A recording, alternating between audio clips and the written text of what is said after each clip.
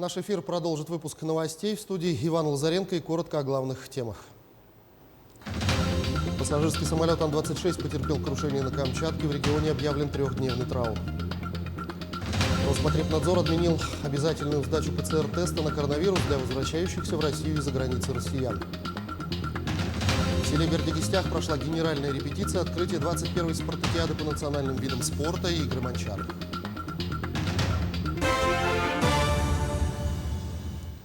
Трехдневный траур объявили на всей территории Камчатского края после крушения пассажирского самолета Ан-26. Об этом сообщил губернатор региона Владимир Солодов. На борту находились 22 пассажира и 6 членов экипажа. Выживших по сообщению экстренных служб нет. По одной из версий, причиной ЧП могла стать ошибка пилотирования из-за плохой видимости. С 7 по 9 июля на всей территории региона должны быть приспущены государственные флаги Российской Федерации и флаги Камчатского края.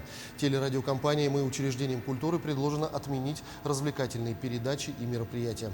Глава Якутии Айсен Николаев выразил соболезнования жителям Камчатского края в связи с авиакатастрофой. Ситуация с лесными пожарами находится на постоянном контроле у главы региона. Совместно со спасательными службами Айсен Николаев накануне совершил облет пожаров на территории Хангаласского района. По сведениям Минэкологии Якутии, на территории Лесного фонда республики проводятся работы по тушению 91 лесного пожара с общей площадью, пройденной огнем, 355 тысяч гектаров. Лесные пожары бушуют на территориях 19 районов. Как сообщили на заседании оперативного штаба республики по лесным пожарам, локализовано 23 пожара общей площадью почти 30 тысяч гектаров на территории 12 районов. На тушении лесных пожаров задействовано 2723 человека и 317 единиц техники. Всего на пожарах в лесах Якутии работает 718 человек Федерального резерва. С начала суток обнаружен 1 лесной пожар, ликвидировано 2 лесных пожара на общей площади 184 гектара. Тушение продолжается. В помощь сотрудникам авиалесоохраны направлен самолет Ан-26 «Циклон». Уже неделю воздушное судно работает на территории республики. Борт обстреливает облака пиропатронами, чтобы вызвать дожди. Они должны потушить значительную часть возгораний. О тонкостях работы самолета с облачностью расскажем в материале далее. Самолет Ан-26, прибывший из Иркутской области, готовится к вылету. Но вместо пассажиров на его борту ящики со специальными метеорологическими патронами. Каждый из них может стать причиной дождя. Цель экипажа – облачность. Обстреливая ее, можно помочь Якутии в тушении лесных пожаров. Отстрел по облачности производится, воздействие на облачность именно с таким расчетом, чтобы облако через определенный промежуток действия реагента непосредственно находилось над районом действующего лесного пожара, что позволяет усилить, увеличить объем осадков и, в свою очередь, помочь наземным службам в тушении. Тучи сгущаются под воздействием йодистого серебра. При выстреле вещество в патроне воспламеняется, а продукты горения состава истекают через отверстие. За самолетом в атмосфере образуется трасса высокодисперсного аэрозоля. Она действует на переохлажденные облака и вызывает осадки. Метод старый, но эффективный. На сегодняшний день мы выполнили над 41 пожаре, то есть работы провели. Эффективность у нас порядка 97% попадания осадков именно непосредственно на пожары, что подтверждено субъектом, что подтверждено наземными лесными пожарными. То есть эффект достаточно высокий. Точное расположение пожаров помогают увидеть специальные мониторы. На экране отражены расстояния между термоточками. Когда самолет прибывает в предполагаемое место будущего дождя, сотрудник авиалесохраны дает команду к действию. Дальше пару нажатий на пульт, и пиропатроны сбрасываются в воздух. Осадки начнутся через полчаса. Работы много, а это единственное на всю Россию судно такого типа. Огонь тушат не только с воздуха. Помогают сотрудники авиалесохраны, мобилизованные граждане и техника. Сейчас на территории республики действует 90 лесных пожаров. Режим ЧС продлится до значительного улучшения ситуации. Ксения Журавлева, телеканал «Алмазный край». К другим темам. Роспотребнадзор отменил обязательную сдачу ПЦР-теста на коронавирус для возвращающихся в Россию из-за границы россиян, которые прошли полный курс вакцинации в течение последнего года или переболели COVID-19 в течение полугода. Уточняется, что постановление вступает в силу сегодня. При этом сведения о перенесенном заболевании или вакцинации должны быть размещены на портале госуслуг. Кроме того, Роспотребнадзор отменил двукратное ПЦР-тестирование на коронавирус для россиян, приезжающих в Россию из-за границы. Теперь им нужно будет сдать только один тест в течение 3 дней с момента прибытия. В больницах Мирнинского района пройдут капитальные ремонты. На все работы из федерального бюджета выделено порядка 60 миллионов рублей. Так, в помещении взрослой поликлиники Центральной райбольницы заменят окна и устранят неисправности в канализации. Частично отремонтируют Светлинскую больницу. Там в стационаре уже несколько лет не работает лифт. В здании расположено отделение сестринского ухода за тяжелобольными людьми. Передвигаться без подъемника сложно. На выделенные средства его заменят на новый. Также отремонтируют инженерные коммуникации и поменяют окна. Сейчас вот у нас обучают же, да? Также на 10 миллионов у нас направлено на амбулаторию Алмазнинской. Поселка Алмазный, там будет капитальный ремонт. Дальше у нас годами и ремонт Тасюряха. Но мы уже подались на ремонт Тасюряха. Если будет экономия в республике, Министерство здравоохранения, экономия средств, то мы также нынче в Тасюряхе очень холодная, амбулатория очень холодная. Если нам средства выделят, то мы также будем ремонтировать Тасюрях. Новые классы физики и химии появятся в 4-й школе города Ленска. Их подарит учебному заведению компания «Транснефть Восток». Предприятие уже много лет занимается благотворительностью. Такие классы несколько лет назад открыты в 3-й и 2-й городских школах.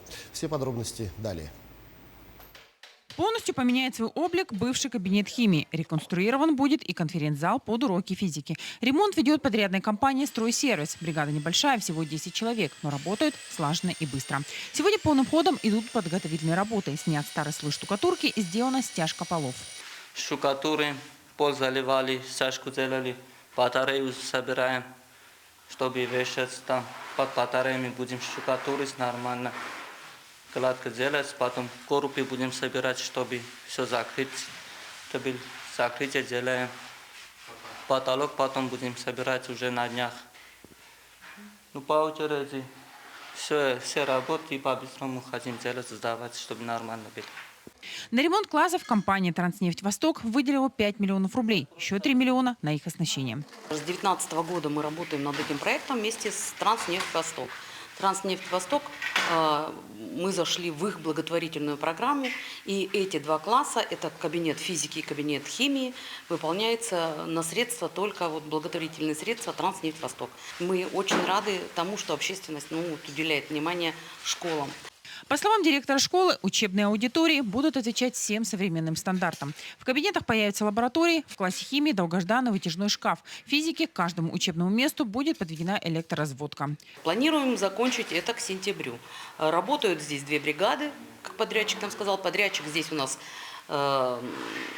«Стройсервис», и ребята, в принципе, работают очень быстро.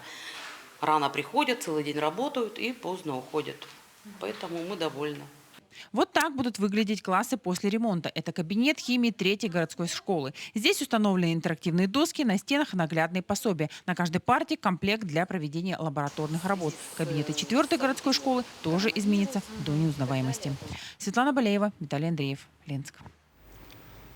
Накануне в селе Бердигистях прошла генеральная репетиция открытия 21-й спартакиады по национальным видам спорта «Игры Манчары». Сценарий церемонии открытия и закрытия «Игр Манчары» составили на основе произведений уроженцев Горного района, народных писателей Сафрона и Семена Даниловых. В масштабном театрализованном представлении примут участие Саха-академический театр, Национальный театр танца, Государственный цирк, театр Олонхо, Государственная филармония, творческие коллективы Северо-Восточного федерального университета и народный ансамбль танца «Кыталык» из Мегино-Кангаласского района. Спартакиада, «Игры Манчары», они определяют победителей. Нерюнгринские члены клуба военно-патриотических игр «Феникс» более 5 лет активно занимаются общественной деятельностью в сфере патриотического воспитания молодежи, регулярно проводят слеты и соревнования.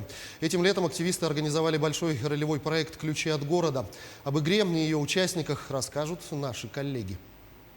Начало игры напоминает что-то среднее между военным сбором и туристическим слетом. В назначенную точку прибывают участники команд – нерюнгринцы, тындинцы, алданцы. Есть время проверить оружие и даже подкрепиться. Бывалые игроки знают, что за несколько часов игры этого сделать не получится.